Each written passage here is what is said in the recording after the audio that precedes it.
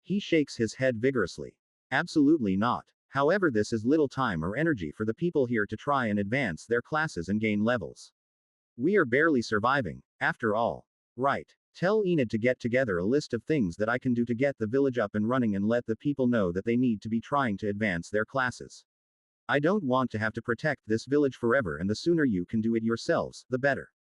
Eventually I'll be prepared to escort small groups into the dungeon to feed experience to them. That should speed the process along. Bane's face goes slack with astonishment. You would be willing to do this first, Great One? He asks. I shrug. Sure. The faster you can look after yourselves, the better it is for me, right? It won't be hard. He immediately turns to the villagers and begins shouting, his face filled with joy. Very quickly the expression is spread around until all of the adults are staring at me with wonder-filled eyes. Some of them are even crying. Thump. Oh boy. Here comes the kneeling again. Almost as one, the people fall to their knees and clasp their hands, our hand in Bane's case, in prayer. Shouting out their praise and thanks at me. I didn't think it was that big a deal. Not far away, Morelia and her group are watching this display with narrowed eyes, clearly angered by such words being professed towards a monster of the dungeon. I didn't ask for this. Okay. The noise is so great that I almost didn't notice the slight vibration running through the ground beneath my feet. Once I detect it, my antennae start twitching this way and that through the air, trying to find the source of the sudden, uneasy air that's come over me. Tiny, Chrysalis, come up here, I say, breaking off my link with the priest. Gradually the vibrations grow stronger and stronger until the tread of heavy feet on the earth becomes audible.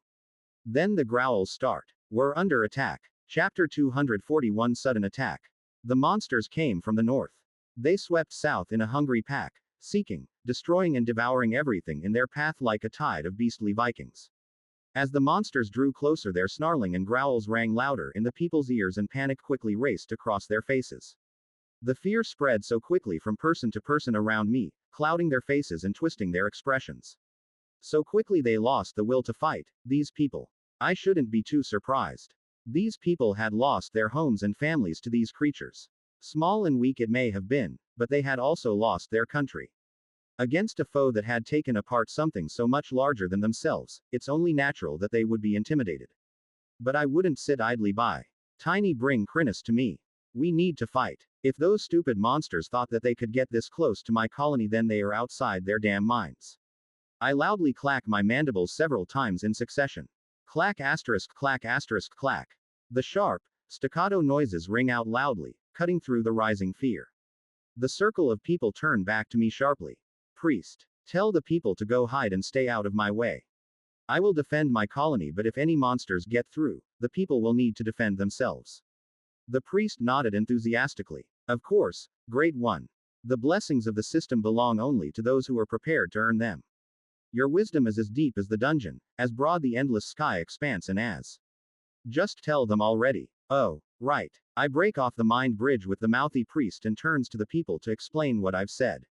Gradually some life returns to the faces of the people around me. When I push my way out of the circle, they fall back respectfully to grant me space.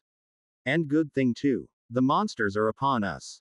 As I see the swarm rushing towards the village, I can't help but feel a wave of nostalgia roll over me. All of my old friends are here. The claw centipedes. So many damn centipedes. Like a carpet of pinchy death they slither and climb all over each other, snapping madly at the air as they approach. The dragon wolf cubs and their evolved versions are here as well. I think I spy an earth bear tyrant stomping amongst the horde. Even the little rabbits are here. Ah, the little fluff balls. Devilish, murdering little fluff balls. Not to mention the croca beasts. The stupid creatures are here as well. It feels as if this is a collection of monsters from the forest expanse area. Perhaps they are gathering the monsters over there, just as they did here, to assault the surface. Dang it. I thought I was finally free of your meddling. The thundering of monstrous feet is growing louder as the horde kicks up dust as they rush towards us. Only 100 or so more meters and they'll be amongst the villagers. Not willing to wait, I rush out towards the onrushing horde. I don't have time to power up a gravity bomb. I'm going to have to do this the old-fashioned way. With speed I dash forwards. My brains kick into gear, each one crafting a gravity spear as quickly as possible.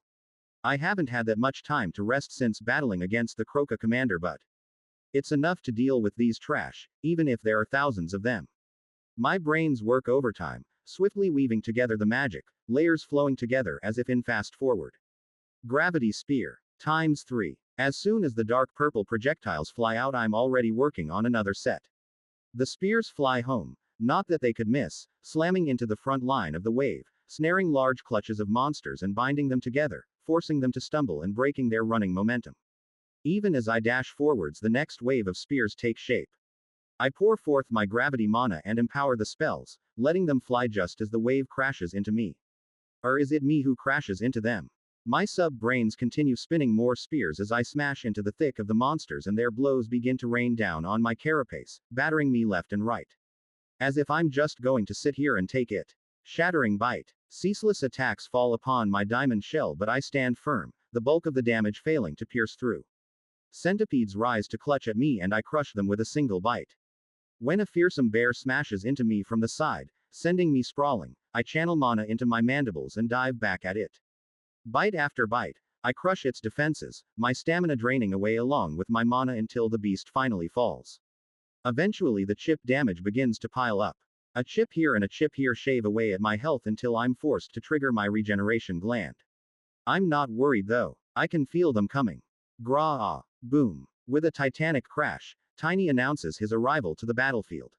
Leaping high, he falls to the ground like thunder, his newly regenerating foot stomping down and crushing a croc beneath him as he lands. Then Chrysalis is there. Like a nightmare given form, her tentacles explode outwards, snapping onto any monster they touch and rending them apart, or lifting them into the air to toss them into the bottomless void of her maw. My heart lifts to see them on the battlefield alongside me. As long as they are with me, we can defend the colony against anything. I truly believe that. Shattering Bite. Before my jaws can even clamp shut on the dragon wolf before me, a blistering lance of light impales the creature, dispatching it in a single hit. Why the hey? Adjusting myself slightly, I look back to see a straight path through the monsters has been created by that piercing attack. It must have speared directly through 5 monsters. What the heck? As the monsters gradually close in once more, I catch a fleeting glimpse of Morelia, rage burning in her eyes and her hand extended, her sword clenched in her fist. That was one powerful strike. I hope she wasn't aiming at me. Chapter 242. The Apple Dosen. Tea fall far from the tree. Raa. Morelia bellowed and her muscles bunched and shifted beneath her skin before she stabbed her hand out once more. To describe it as a stab wouldn't be doing it justice. The strength, the control, the sheer force of that strike went beyond what I had imagined was possible. As if she were cutting apart the very air, the sword pierced the atmosphere. As it did so, pure light coalesced around her arm and hand, flowing onto the sword itself, rapidly building in intensity until it was blinding. The light reached a critical mass just as the sword extended, forming a point at the tip of the blade that shone like a miniature sun. Then, in just an instant, the beam lanced out, piercing monsters straight through, seemingly without resistance. Just as suddenly as it had come, the light faded and a line of 20 monsters slumped to the ground. What the heck is that skill? How the heck does she do that? As the monsters swirl and growl around me, I see Morelia's crew arrive to back her up, firing arrows into the crowd with incredible speed, their hands a blur. It looks as though they took a little time to gather their supplies and uncase their bows, but they are in the thick of it now. On impulse, I decide to rush back to where the 5 of them have gathered, tearing my way through a dense cluster of centipedes to do so. Clang. Asterisk. An arrow smacks into my carapace as I dash forwards, reflecting cleanly off one of the diamond portions of my carapace and ricocheting off into the swirl of beasts harmlessly. Oi! Slowing my approach, I wave my antennae frantically to signal my peaceful intentions. I'm willing to give the benefit of the doubt on the first shot, but any more than that and we are going to have trouble here. Thankfully, the archer's eyes widen as she recognizes me and turns to shoot a fresh target. I mean, an apology would have been appreciated, but, I suppose under the circumstances. You're fighting a giant horde of monsters and a massive ant, I suppose I'm basically the size of a couch, if not quite as high, comes charging at you, you're going to shooting the heck out of that ant. It's fair enough. As I reach their side and unleash a few more gravity spears into the horde, binding monsters, slowing and restricting them, Morelia turns to me and nods briefly before unleashing another solid beam of light into the throng. She's like a freaking laser cannon with that skill. It's rad as hell, I have to say. She pauses for a second, as if feeling or sensing something, before barking an order to one of her crew, a grizzled-looking guy with a face full of scars. He nods and steps forwards, gripping a heavy-looking axe in 2 hands. Ha! He bellows before sprinting towards the onrushing horde and unleashing wild horizontal swings his axe. With every swing a furious arc of light slashes out in the shape of a phantom axe, splitting the monsters apart and giving the group breathing room, allowing the two female archers to continue to unleash their bolts of death.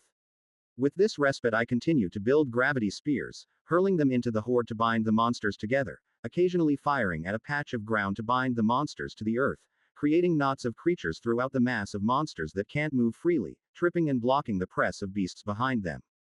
Ha! Ha! Next to me I can see Morelia, eyes closed, going into some sort of breathing meditation. The air seems to whistle between her teeth as they slowly clench and her breathing becomes heavier.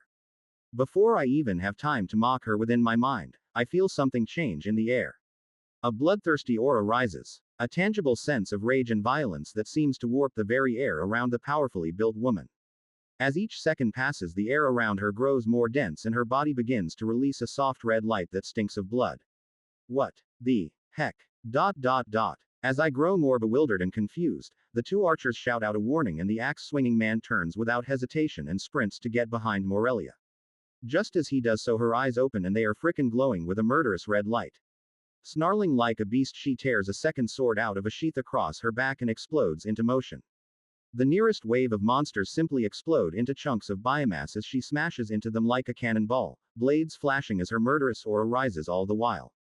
All technique and finesse seems to have left her. She rips her blades through the air, cleaving foes up to 10 feet away with wild swings. Instead of the light of her skills being pure white, as every other time I've ever seen a skill activated, even her own, the light that flows from her swords is bright red. The monsters almost seem intimidated to find this creature amongst them, but it's too late. She swings with wild abandon, slashing left and right, leaving herself wide open to attack. Some attacks actually do manage to get through, the occasional monster making it to her and raking its claws against her arms or across her leather armor. She doesn't care. She doesn't even seem to notice. In fact, my startled eyes notice that as that hungry red light continues to tear apart monsters with every flash of steel, her wounds are closing. The hell is this? This is freaking hot to death. She's some sort of vampiric berserker. And she thinks I'm the monster. I have to say though, watching her in action, a snarling rictus of pure rage locked on her face and her eyes alive with hate, actually glowing with the light of rage. Well, it's enough to bring a tear to my monstrous eyes. That's the way to fight. Tiny. Chrysalis. Watch out. One of the humans is a flat-out berserker and she is killing everything that gets anywhere close to her. Make sure you keep some distance. I don't think she can recognize friend from foe. Acknowledged. Master. Grr fight. I can only roll my eyes at Tiny as he resents my intrusion on his battle. In my mind's eye I can see him bellowing with rage, the air around him alive with crackling electricity as his fists cause devastation amongst the thronging monsters. As well as we are doing, the wave is immense. In the tunnels we were able to use the narrow spaces to funnel the enemies into manageable numbers, forcing them to charge directly onto our spears, so to speak. Out here, it simply isn't the case.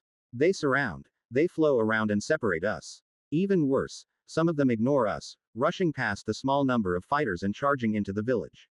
The front of this horde is so wide that even the ant hill might be threatened at this rate. As monsters continue to break away from our melee and rush towards the closest targets, I can see some of them dashing towards the colony. Not only that, I can tell that these monsters are not the freshly hatched creatures that we battled in the tunnels.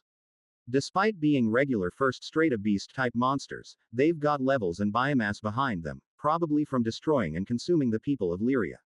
Their advanced skills and mutations is making them just that little bit harder to crack, and every minute difference begins to pile up rapidly in a melee like this. This isn't going well. Chapter 243. The troops arrive. 19 of the ancients rose during the cataclysm, the rending. They were nurtured in the heart of this world, the oldest beings of the dungeon. They were old long before the dungeon broke the surface. In darkness they had battled whilst the people of the surface were taking the first steps on the path to civilization. Their power was overwhelming. None could stand before them. When they moved, cities fell, nations crumbled and people died. Like immutable law they were heedless of the plight of mortals, more akin to the forces of nature than creatures. We record their sacred names here, that future generations might fear and venerate them as they deserve. Yerim the Eternal Worm. Theorazin of the Decaying World. Cicernix the Dark Spear. Moribolg of the Fetid Earth. Caraflare the Hell Flame. Rigorite the Mountain Breaker. Taraflix the Hunger.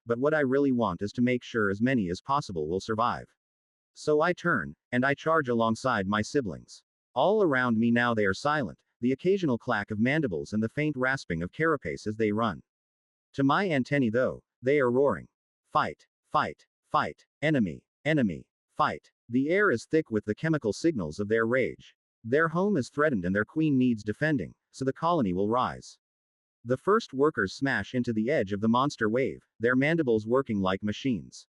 Wherever possible, 2 or more ants will gang up on another monster, subduing it, latching onto its limbs and pulling it down before yet more workers approach to finish the job. Before I crash back into the horde, I see something else developing in my side view. The humans are also charging. Led by, believe or not, the one-armed priest, they are wielding their motley collection of busted swords, farming implements and crude spears. Faces twisted with fear and desperation, but also courage and anger, they sprint as fast as their human legs will carry them towards monsters so much larger than themselves. The last thing I see is the priest's face, alight with joy and righteousness, before I'm back amongst the melee, chomping away and crunching monsters as fast my mandibles can move. Chapter 244 Battle of Unity. The frustrating thing about a battle such as this, where the numbers on both sides were relatively high and the fight was spread over a wider front, was just how hard it was to keep track of what was taking place. My senses were overwhelmed on every front. Heat was thick in air from the exertion of thousands of bodies, my eyes were filled with the blur of rapid movement in every direction and my antennae were drowned in the pheromones of my fellow workers. Not to mention the vague impressions of the very near future I received, confusing, shifting images that fluttered against my mind like ghosts. It was a sensory overload, and if I hadn't quite as powerful a mental rig as I did then, perhaps I wouldn't have been able to process half of it. Thankfully, I could parse all of it. It was a strange feeling, to say the least. My brain was able to accept and sort all of this information in a fraction of a second. I could see everything around me, track every enemy, see the subtle shifts of their future selves, observe their body heat and react. Claws fell from all around me and I shifted my body at high speeds.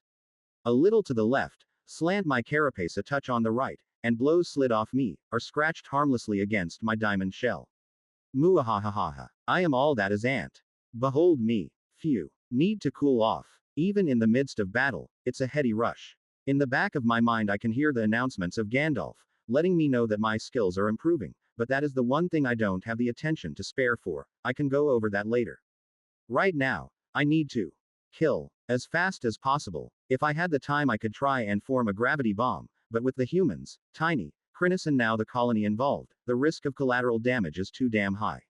This battle is simply one that we have to grind out, unfortunately. Luckily the workers are perfect for this. As soon as they arrive, they get stuck in, and they don't stop. I move as fast as I can, ripping into beasts with all of my strength, more often than not just debilitating a monster before moving on. I can leave the remains to the workers, but if I can disable as many foes as possible then I will. The survival of my siblings comes first. My sub-brains are ripping out gravity bolts as fast as they can. Every 5 seconds they blast out a pair of the spells, rooting some unfortunate monsters to the ground, easy fodder for the follow-up wave of workers as I wind my way up and down the front between the horde and the ants. Work your way back towards me, guys. Be careful you don't catch any of the workers in your strikes. Tiny and Chrysalis acknowledge me silently and I can feel them begin to shift slowly towards me.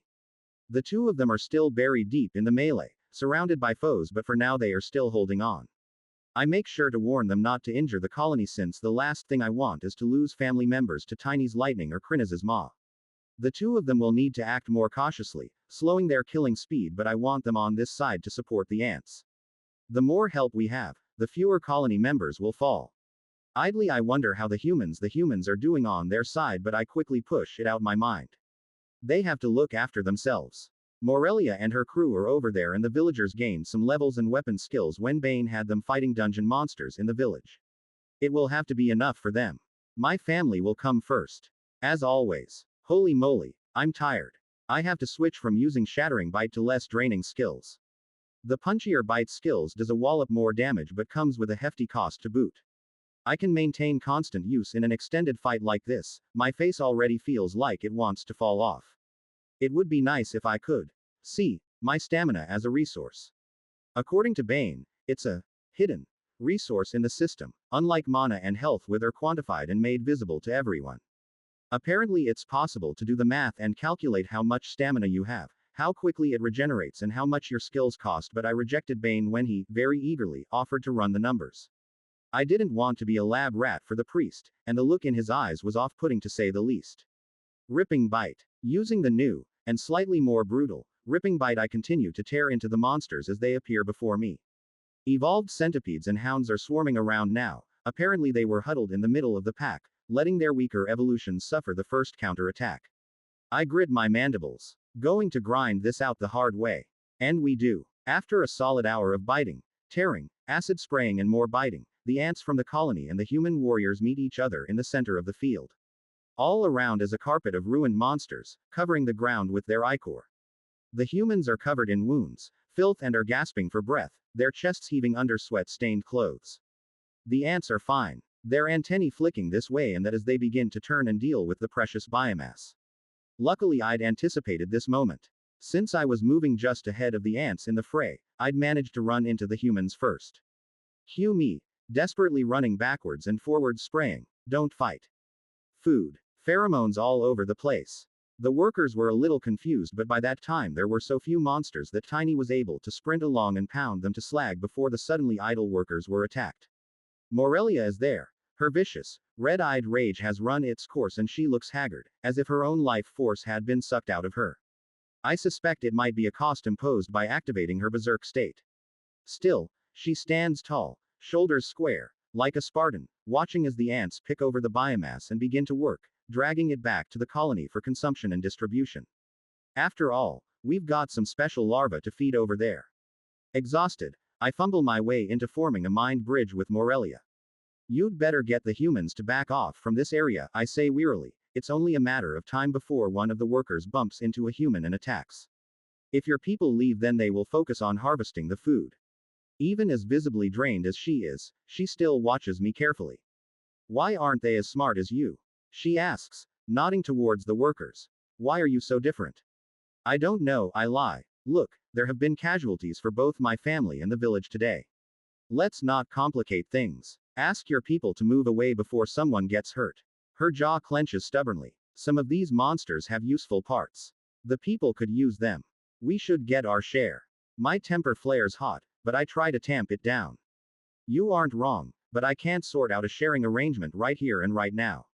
Ask your people to step aside and I can ensure your village will get a chance to harvest from the dungeon, but if you don't do it right now, then people will die while you stand there wasting my time.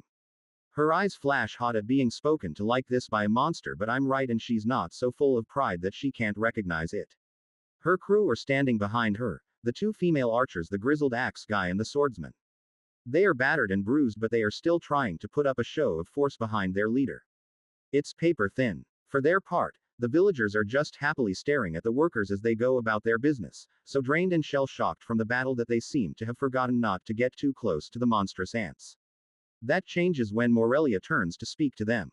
Eyes widen with understanding and they begin to step backwards cautiously, trying not to make any sudden moves to antagonize the workforce. I can even see the priest moving amongst their ranks, his robes torn and bloody.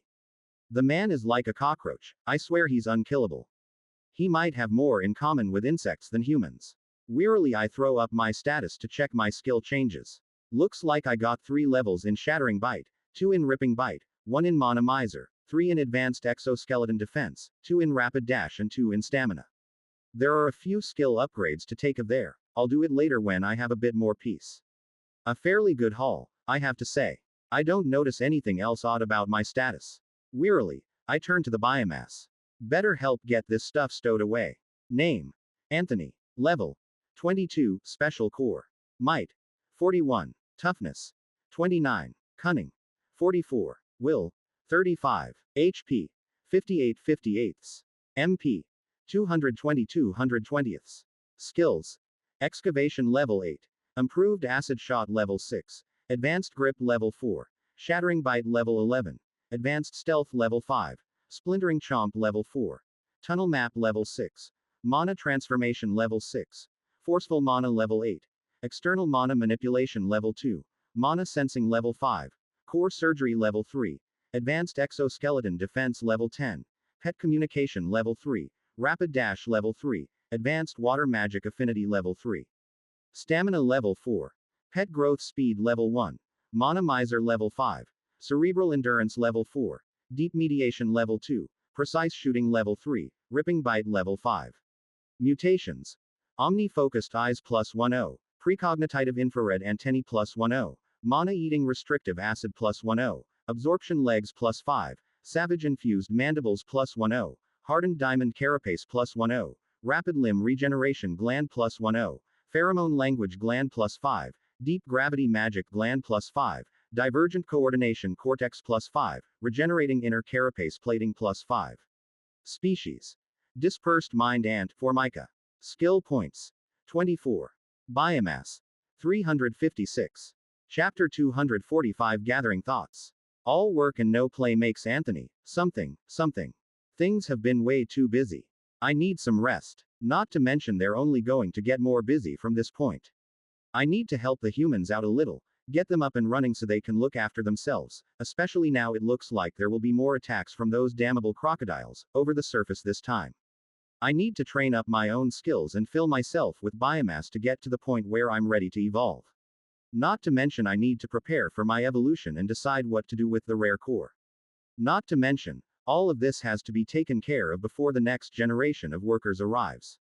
Almost makes me feel as if I wasted my time evicting the stupid croca beasts from the expanse below, but I know that isn't true. If we had to worry about attacks across the surface as well as from underneath, I'd be too stressed to let the workers out to hunt. So it's not all doom and gloom.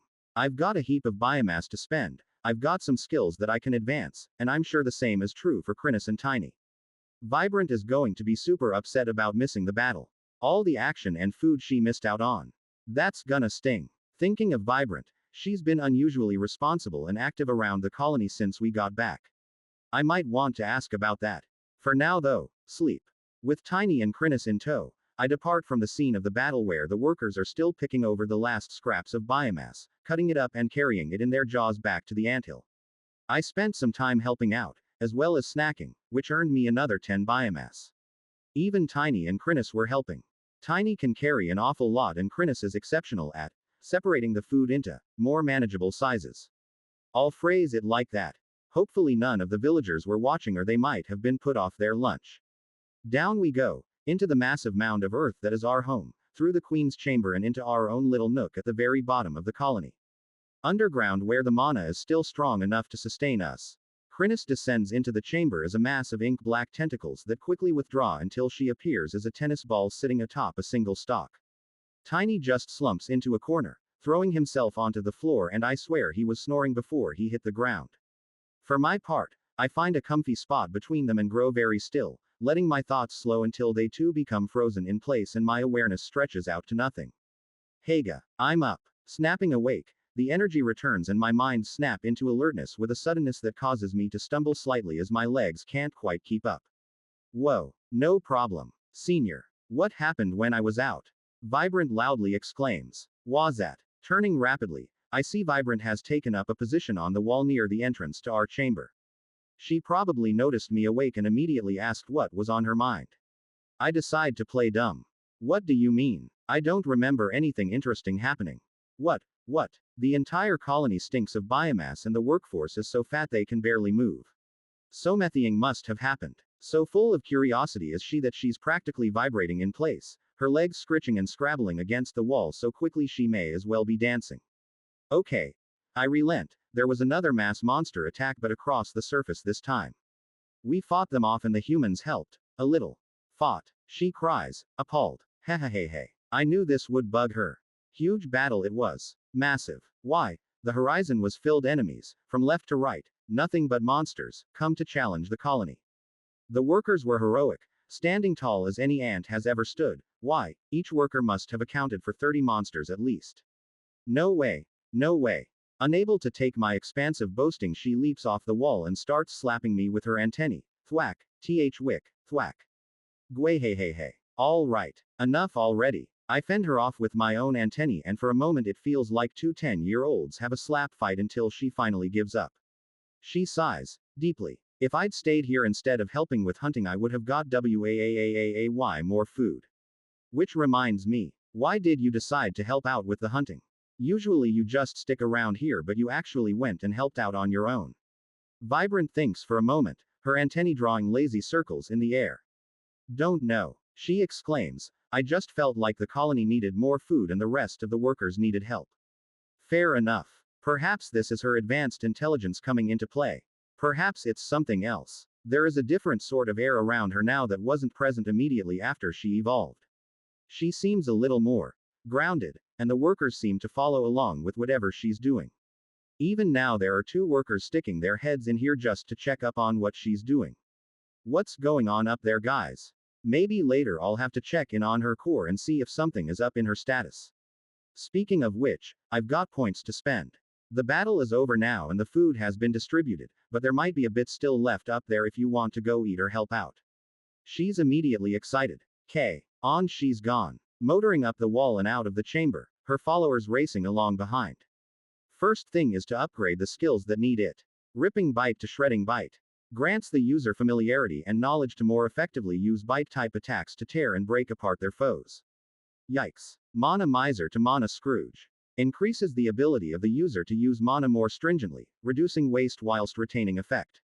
Handy. Advanced Exoskeleton Defense to Expert Exoskeleton Defense grants high-level expertise in using an external skeleton in a way to maximize defensive properties. Greatly increases the ability to disperse energy from hard strikes.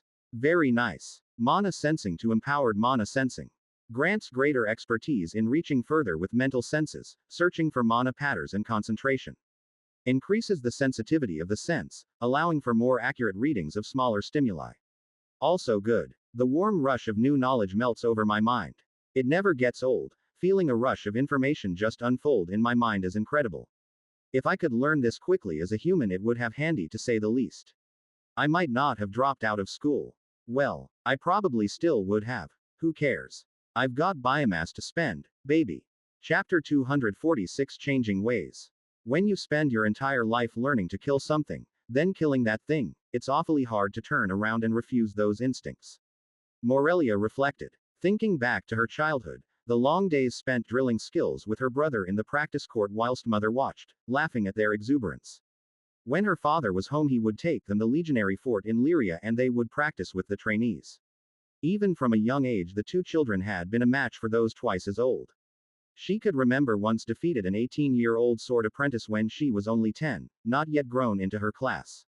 Her father had smiled broadly and ordered the trainee to double his practice time before lifting his daughter in one massive arm and kissing her on the cheek. She'd been so proud. Her brother had shone even brighter. His skills rose so quickly as he trained with such ferocious intensity that he'd been accepted to the Legion 2 years early, and immediately became the strongest trainee the moment he walked in the door. When he died, it was like the light went out of their family. Father withdrew. Mother left, and when the time came, Morelia refused to enlist in the Legion. Instead, she soldiered around. Fighting was the only thing she knew how to do, and she was damn good at it. Eventually, she settled on her current work, offering her services to villages and small towns on the border to deal with monster infestations. The pay was terrible and the experience was worse. With her skills, she could have been a royal guard, but it wasn't so bad. She felt useful.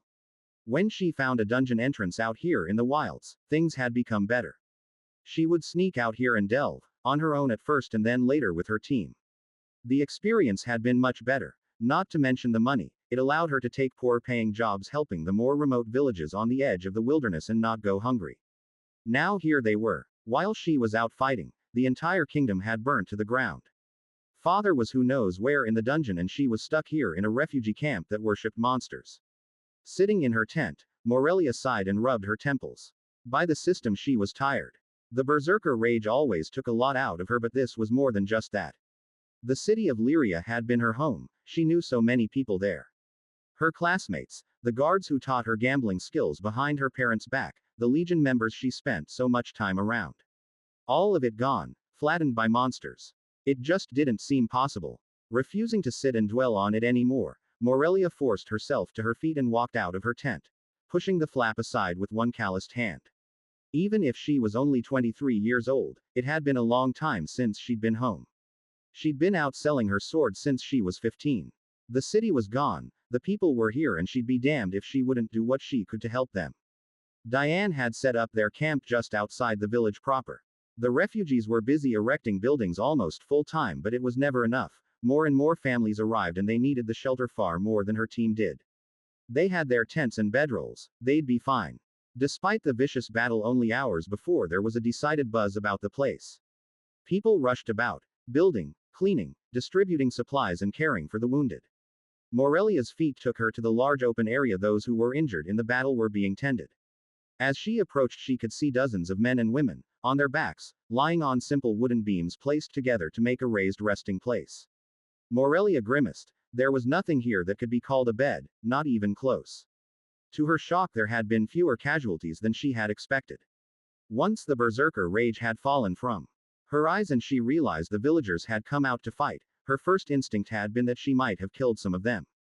Thankfully not. They'd fought well, the priest in the vanguard, chanting and swinging a hammer one-handed. He was here now, by some miracle still standing, moving amongst the wounded, talking to them. She approached him. As she walked closer, he caught sight of her and smiled. Miss Morelia, I had no idea you possessed the Berserker class. Quite a rare thing indeed. She paused, not expecting him to comment on it. Then she shrugged. I've always had a temper. It just unlocked one day. The light in the priest's eyes shifted and she knew he was aware of the lie, but he let it pass. Instead, he walked closer, drawing her attention once more back to the thing she had been trying to avoid thinking about. Now you have seen our savior, the great ant, in battle. He is powerful, is he not? Even acting out to prevent the deaths of humans. I wonder how you will resolve that fact with your narrow view of monsters, Ms. Morelia. Her immediate reaction was to sneer. Don't call me miss. Eyes bright, Bane nodded, waiting patiently for her to answer his questions. She sighed. It's a tough little bugger and no mistake. Bane coughed at her disrespectful language, but she continued, the magic it uses is weird, but effective. To be honest, those pets of his. They might be even stronger than the ant was, which was ridiculous. The gigantic ape bat was clearly evolved from a lightning fist ape, but it was a variety that she had never seen. Its powerful electrical attacks and immense strength were frightening. And the tentacle creature. Morelia shuddered. Seeing that thing, cutting, tearing and stuffing monsters into its seemingly bottomless mouth had been a disturbing sight to say the least. How the ant had managed to defeat such a strange variety of shadow beast she had no idea. There was no doubt in her mind that if it wanted them to, those two pets would flatten the village and destroy everyone in it without the creature having to lift a finger. Not that it had fingers. Thankfully it appeared to be one of a kind.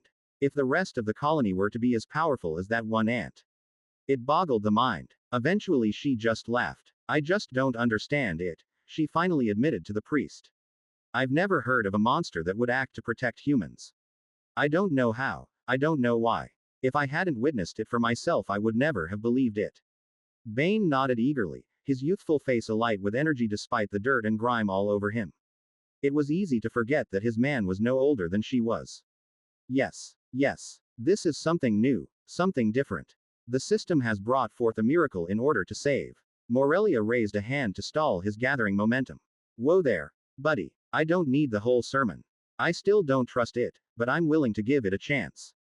I don't have anything to do except stay here and help the refugees anyway, so my team and I will stick around.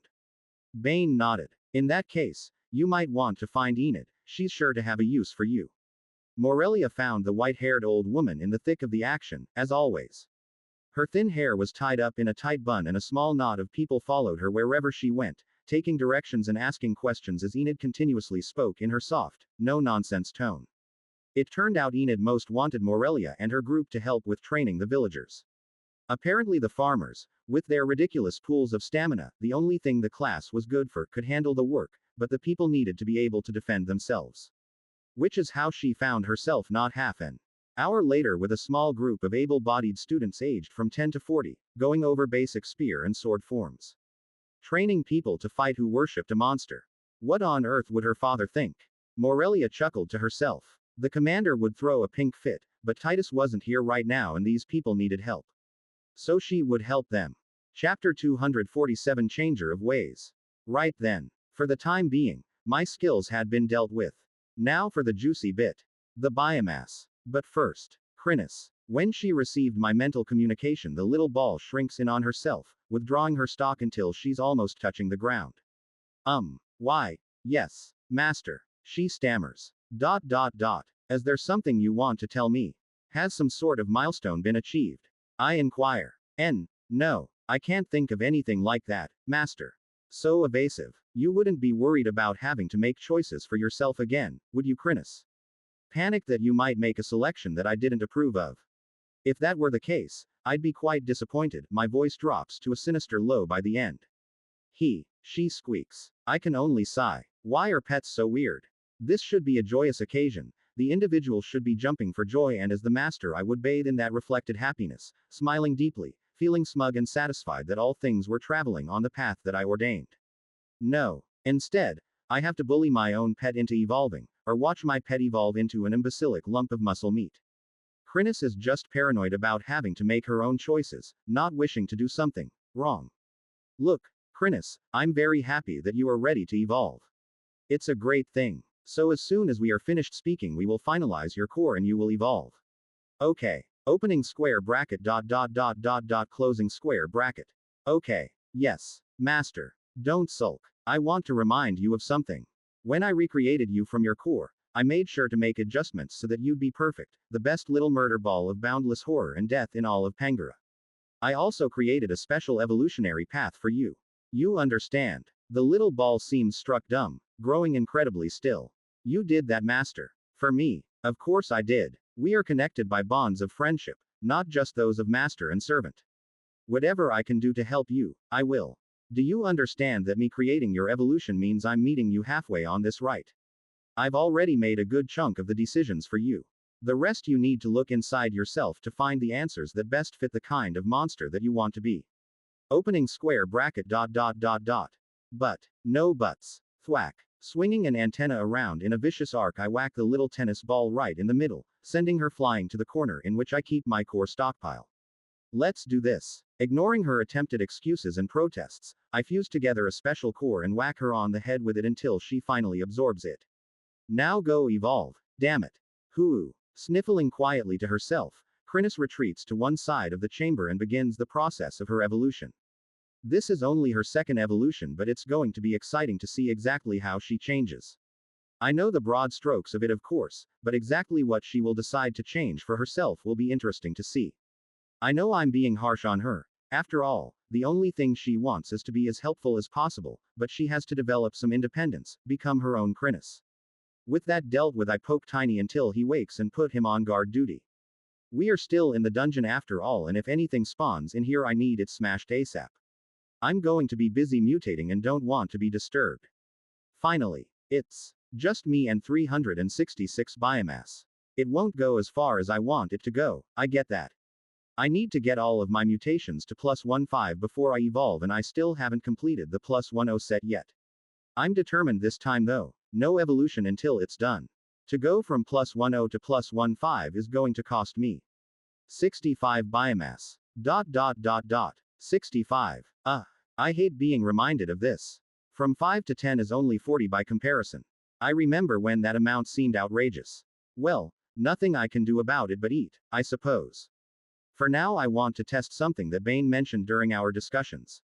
Apparently a big part of the system is focused on consolidation and reinforcement. Fusing is one part of this, where classes and skills can become combined to create a new and more powerful skill. The other side of the coin is when the system doubles down on one thing, making it a stronger and better version of itself. According to Bane, this typically occurs in either 3s or 2s.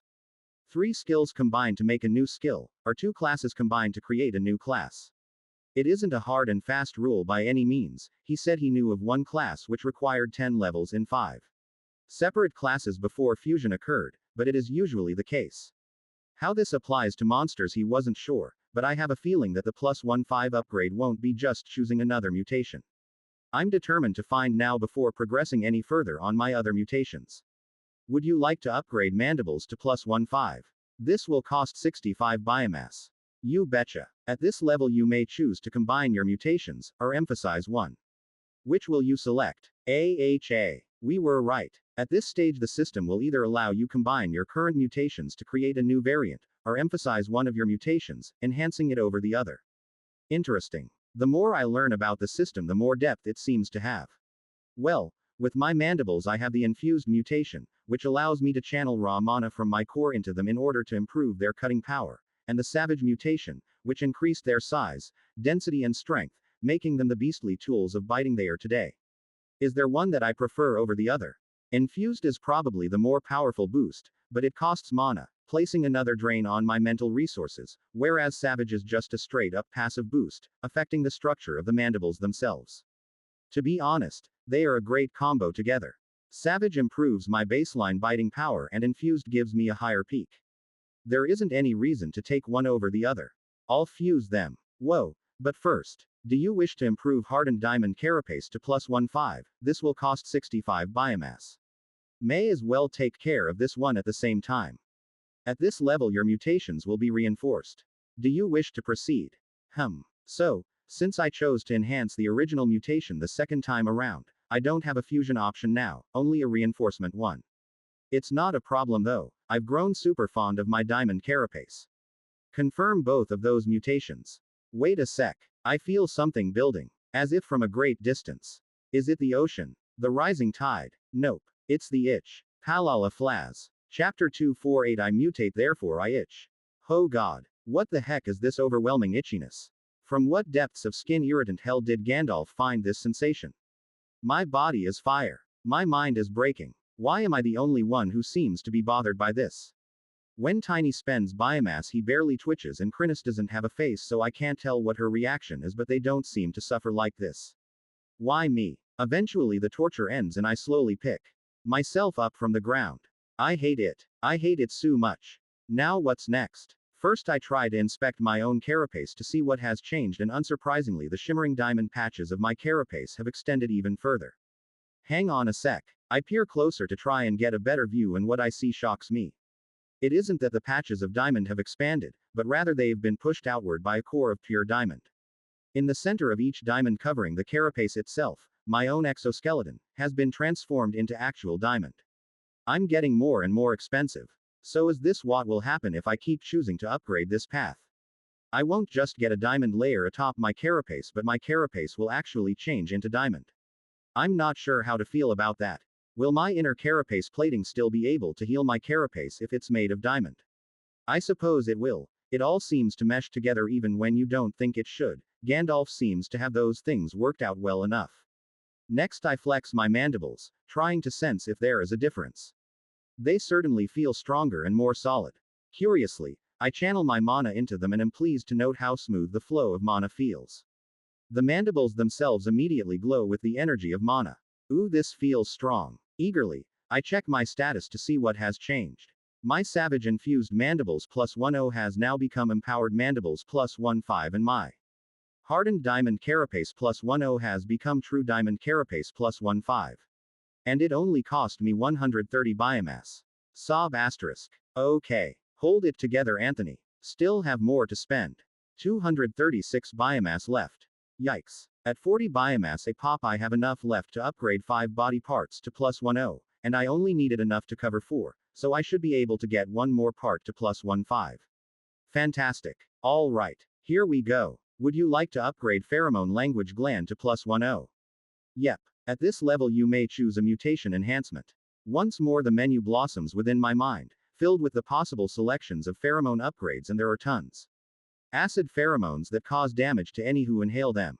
What the heck? I mean, I guess the ants don't inhale the pheromones so it wouldn't hurt the colony. Not sure on that one. Mind strike pheromones that weaken the will of any who come into contact with them. Could be handy for setting someone up for a mental attack, pity I can't do those yet. Flammable pheromones. Fill up an enclosed space with this stuff and then throw in a fire spell. Kaboom. So like, petrol fumes pheromones. Why? I spy one option that piques my interest. Persuasive language pheromones. Makes your pheromones more persuasive when being used to communicate with others, causing others to consider your signals before listening to others. This sounds interesting. I might be able to get the queen to reconsider the rare core situation with this. I'll take it. Would you like to upgrade your Deep Gravity Magic Gland to +10? Ah yeah. At this level you may select a mutation enhancement. On the menu again. There are still the same options I had before, as well as some new ones. The Condensed Gravity Magic Gland sounds interesting. This is the one Tiny ended up choosing, which condenses the mana held within the gland slightly. If this upgrade were chosen multiple times and reinforced, Perhaps you'd have fully condensed mana sitting in the gland, ready to go, without having to do any extra lifting with my brains. But I already have the brains to do that work, so that seems like a waste. Quicker to refill the gland, mana becomes more malleable for spell shaping, mana moves more smoothly. There are a lot of new effects that make spell casting with the mana easier. But I feel like that's a waste of potential. I can increase casting speed by buffing up my brains during evolution. I don't need to utilize my mutations for that. What I really need to do is think forward to the +1/5 upgrade. Is there a possible fusion that I think would be powerful, or should I double down on increasing the capacity of the gland, then reinforcing it to take the capacity even further? Personally, I like the idea of having more gravitational mana to play with. After talking with Bane, I now understand that the true power of gravity magic won't reveal itself until I'm able to unlock the gravity mana affinity skill and start leveling it up. At that point I'll be given the knowledge of the spell shapes that are unique to gravity mana and make the most devastating use of its potential. So I'm going to take the expanded deep gravity mana gland. And next, would you like to improve your divergent coordination cortex to +10? Let's keep this rolling. At this level you may select a mutation enhancement. Another menu. All this text is sending me cross eyes. The coordination cortex functions as a gatekeeper or secretary to sub-minds, increasing their efficiency by sorting inputs and outputs before passing them on to the sub-minds, allowing the little brains to better focus and make use of their resources. My first upgrade allowed the cortex to better assist the sub-minds when they were focused on their own individual tasks, rather than combining their strengths. There are a heap of options available for this mutation, just as there is for all of them. I can have the cortex be more efficient at assisting minds casting certain kinds of spells, or increase the efficiency of working on certain types of mana. There is a further upgrade on the divergent mutation which assists the brains when they are each concentrating on multiple tasks. Yikes. Thinking further ahead though, to the +1/5 stage, I want to aim for a fusion. My sub-brains are for spell casting and I want them to be able to be all singing and dancing. Good at casting spells individually but also working together in a group. Combined coordination cortex increases the efficiency of attached sub-brains when working together to accomplish a sophisticated task. Sounds simple in theory. I'll take the mutations that make them better at both single tasks and cooperation and then fuse them, see what I get. Hopefully it doesn't suck. Next, my inner carapace plating. Do you wish to improve regenerative inner carapace plating to +10? Let's go. At this level you may select a mutation enhancement. So many great options for the bone plating. Strengthen the plating overall, making it like a second skeletal structure, improve the regenerative ability, improve the speed of the regenerative ability, extend the bone plating inwards so that it protects some organs from damage. So many. Eventually one catches my eye. My diamond carapace is tough as nails and extremely sparkly. I get that, but my main concern with it is a strong blow cracking it, from a hammer or axe type weapon, of a monster like Tiny punching me.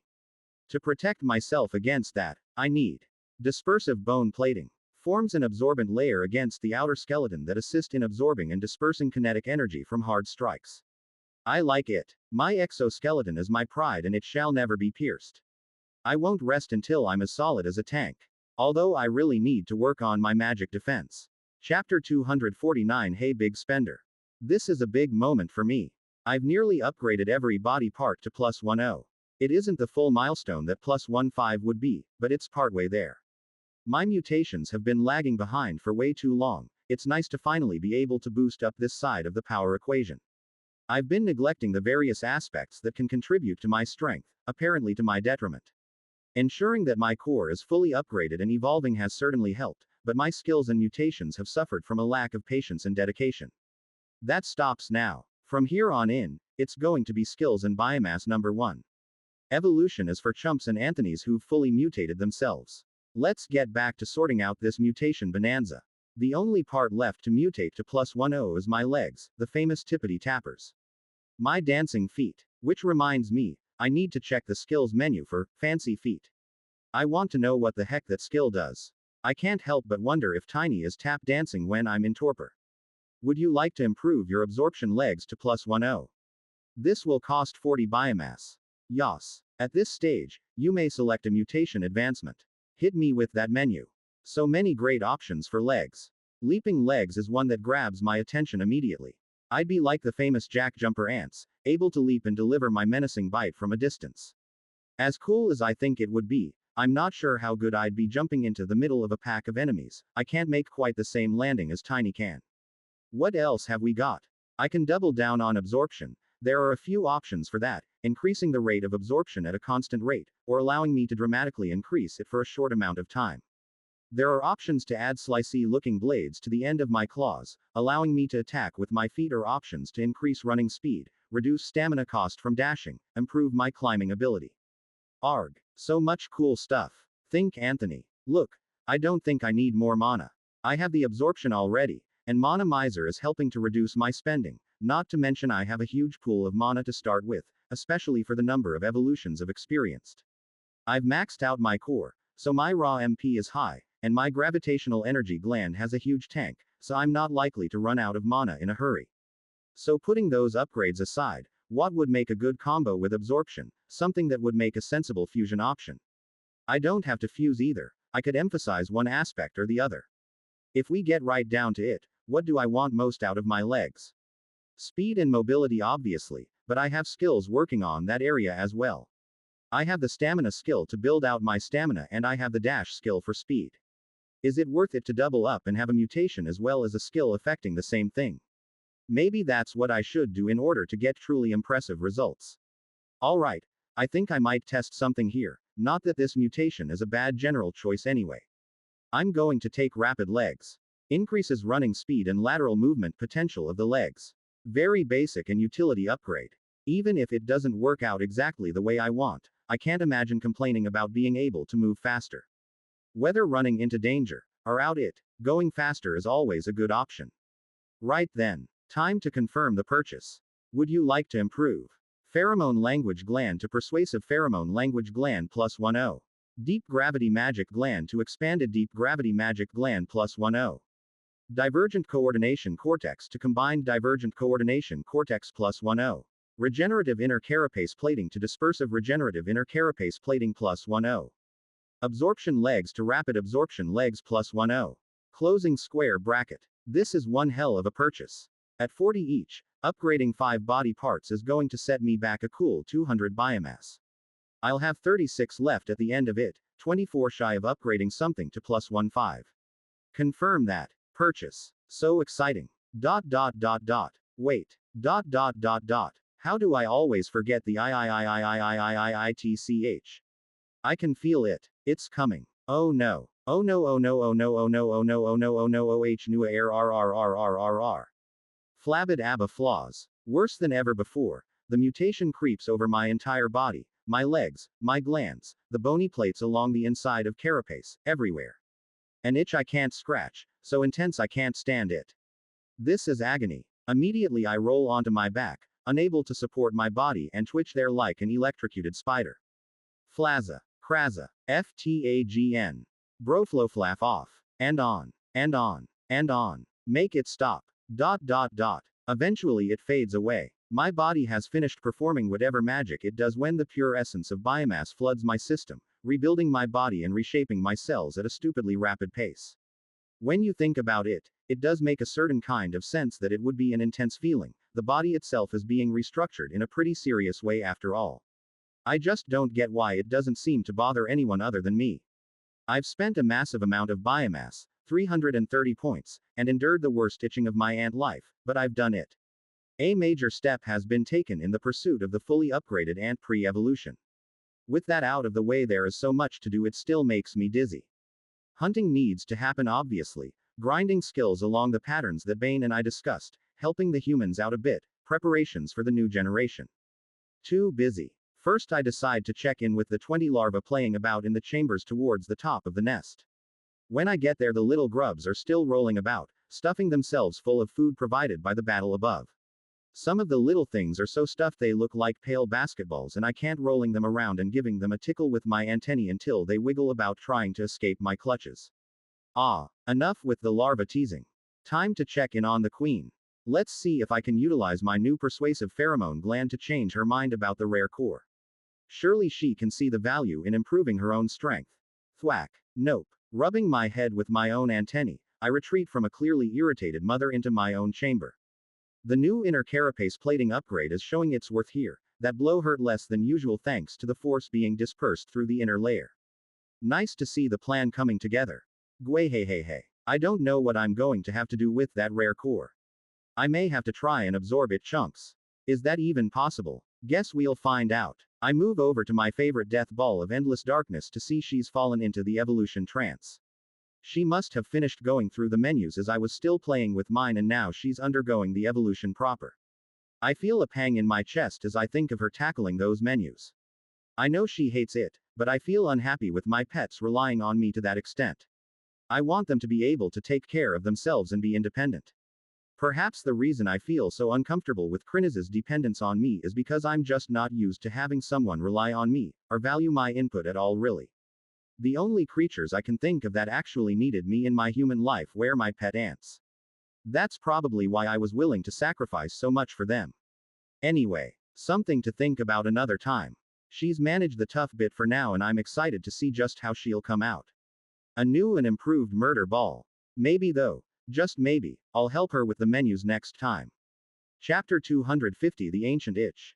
Somewhere in the forest expanse a predator lay. Old and implacable, it had hunted these tunnels for hundreds of years.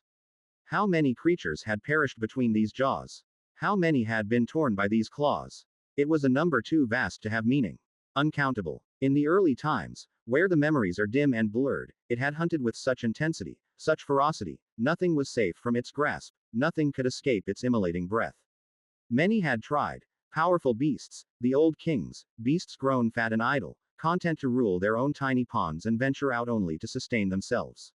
They had all been hunted down, dragged from their lairs and consumed, fuel to the ever-burning fire. The predator had grown strong, powerful. It had reveled in that strength at first, seeking more powerful prey, greater challenge, descending ever downwards. But the one known as Geralash had grown too strong, too fast. When the call had come, Geralash hadn't realized what it was at first. It was vindication, triumph.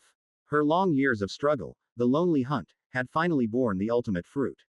Recognized for the prowess, the bottomless strength cultivated with the broken bodies of fallen enemies. It had come too soon. No sooner had the announcement come, than a pull began to exert itself on her. Descend, descend, descend, descend. Every day, every hour, every second, the call tugged, an endless itch that demanded to be scratched. At first it was fine. Geralash wanted to descend, wanted to seek its rightful place alongside its peers in the center of this world. But when it tried to get there, blocked, prevented, barred. No matter where it went, which paths it traveled, they were always there, pushing Geralash back, fending it off. Barricades that it could not break through, defenses that did not yield to her assault, warriors who did not fear her fangs. They fought, so many times, Geralash killed them, feasted on them, but was never able to break through, always forced to retreat. And the pull, it grew every passing moment, insistently tugging at the soul. Descend, descend, descend, descend, descend, descend. Desperation had followed, then rage, world-burning, soul-immolating rage. Still there was no breakthrough. Geralash could not breach past the hated soldiers in black. They tracked, harried, harassed and repelled the great predator every time it drew near the borders. They had erected a cage around it, and no matter how desperate it became, the beast could not escape it. Then the madness came. Geralash shifted her massive bulk, cracking a few trees against her scales. It irritated her to think back to that time, when the madness had finally taken her. She had charged at the blockage, storming the defenses. Battered and bruised, she had killed many but paid a hefty price. Finally the black shirts had brought out their champion and they had done battle. Boom. She thrashed her tails angrily, sweeping away a swath of the forest in one moment. The human had been incredibly strong. They had dueled for hours until finally one of her arms had been smote from her body, the grievous wound forcing her to flee. Even worse, that hungering axe had cursed her flesh, inflicting unending agony and preventing the limb from growing back. Even now, many years later, the effect of the curse still lingered, a dull ache that refused to fade. The arm was still not completely healed, despite enormous efforts being spent. Her children watched her from a distance. She could feel them, hesitating to draw closer as they knew the danger of being caught within range of her jaws when the rage struck her. Unable to fight, tormented by the constant tugging at her core, she had started to raise these children in earnest. An army, to help her break the blockade and make her way deeper into the dungeon at last. She had carefully nurtured the first generations, then allowed her children to roam free,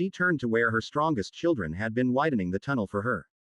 She could barely fit now, but it would be enough. With a surge of mana and her powerful strength, she rushed forward, every step carving huge gashes into the stone beneath her feet. The ground itself trembled at her passing, and she rushed past her gathered children, into the tunnel and then up. The mana had grown high enough now, impossibly high. She would go the surface and see the ruined cities for herself.